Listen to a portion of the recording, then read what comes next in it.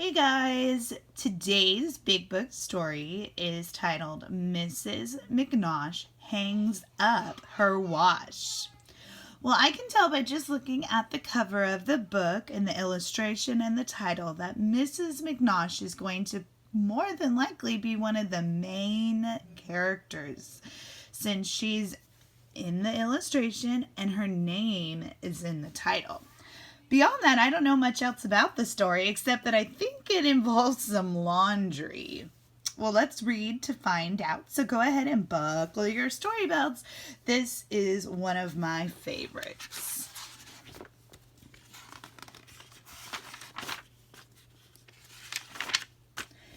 Each Monday at dawn, Mrs. Nellie McNosh brings out a barrel and does a big wash.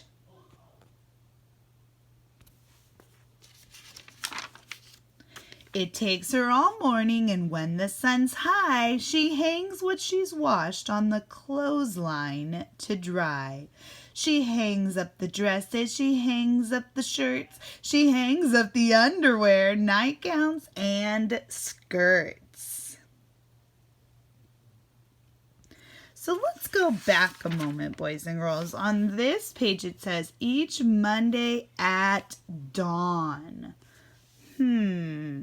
So two words on this page tell us when Mrs. McNosh does her wash. What word tells us the day? That's right, Monday. And which word tells us what time of day? Correct again, dawn. What time of day is dawn?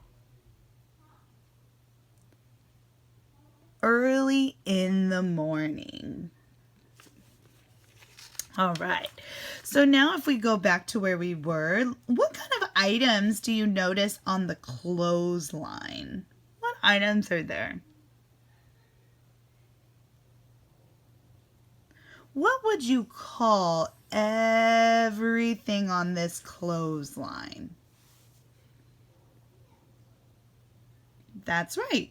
Clothing. So far, everything on the line is clothing, and that makes sense.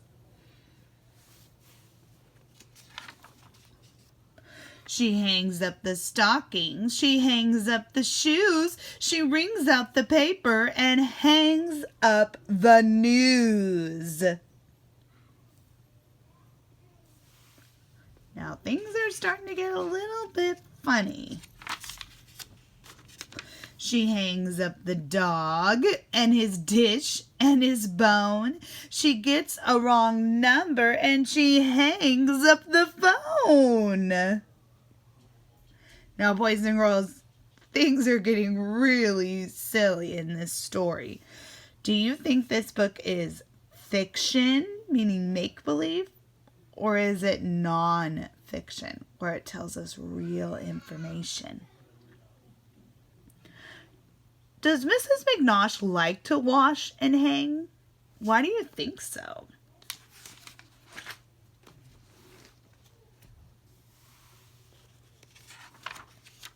She hangs up a hat and an old wedding gown and two sleepy bats which she hangs upside down.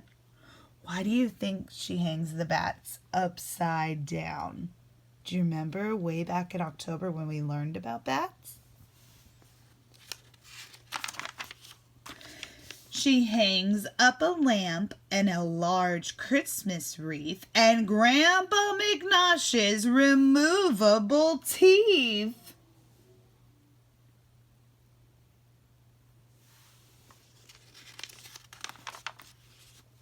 She hangs up a kite by the tip of its tail. The postman arrives and she hangs up the mail. Now, why do you think the mailman is running away?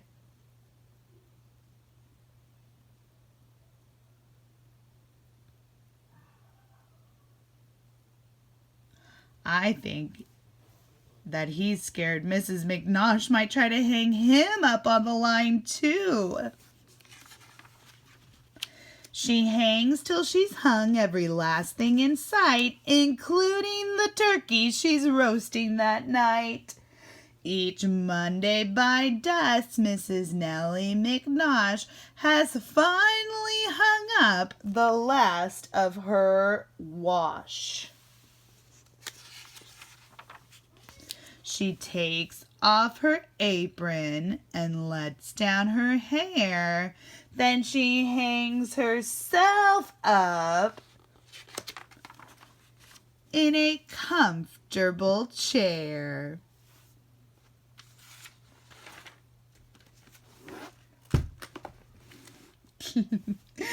This book is so silly. So before we end, I want you to take a minute and think about, where does this story take place?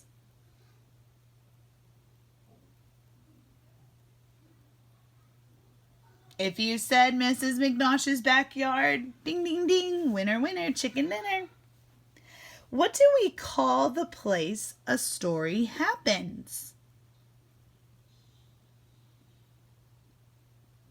That's right, the setting. Who can tell us what Mrs. McNosh hung up? You can even go back and re-watch the video if you need to be reminded. Turn and tell someone near you, what was the silliest thing Mrs. McNosh hung up on the line?